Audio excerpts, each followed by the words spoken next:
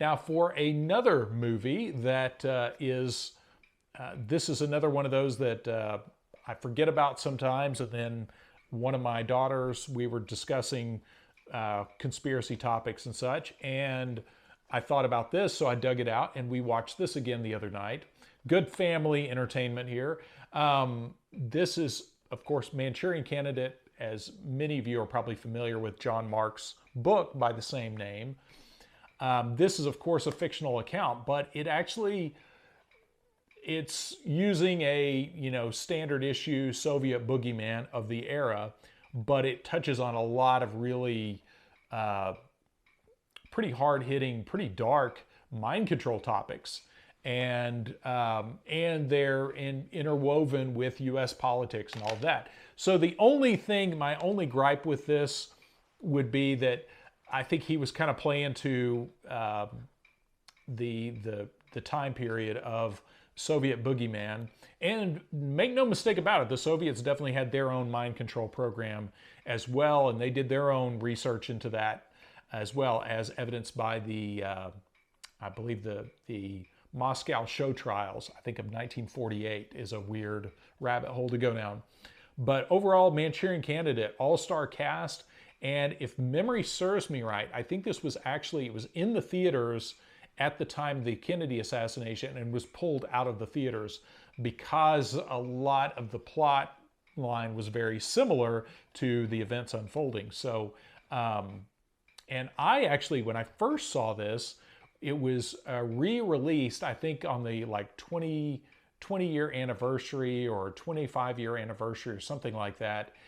There was a theater in Dallas that was going back and playing a lot of older films. And my parents were all excited. They knew about this, and they were the ones that told me the whole thing about it getting pulled out of theaters at its time.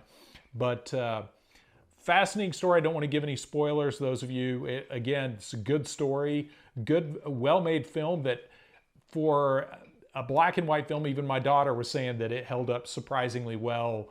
And, it's pretty dark subject matter for the period. I mean, there's a kind of a weird incestuous angle to it too. That's there's just a lot in it to process. It's definitely one of those that after you watch it, you definitely sit and think about this for a while.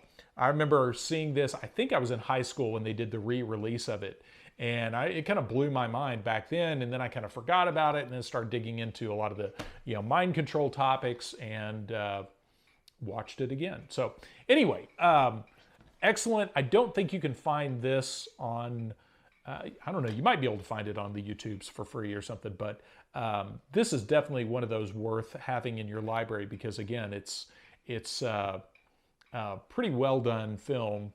And I know I'm kind of departing from my usual nonfiction fare, but this is definitely a good film, fun for the whole family. I think this is rated PG-13, but like I said, it has some scenes in it that are, it's kind of surprising they made it past the censors in that era. So anyway, The Manchurian Candidate, and I believe this was originally from 1962, and I don't see a date anywhere on this exactly, but I'm pretty sure it's from 62. I think it came out the end of 62. And, back in those days, movies stayed out in theaters longer than they do now. Yes, 1962. So anyway, Manchurian Candidate, and it's starring Janet Leigh, Frank Sinatra, and Lawrence Harvey as the assassin guy. So excellent movie.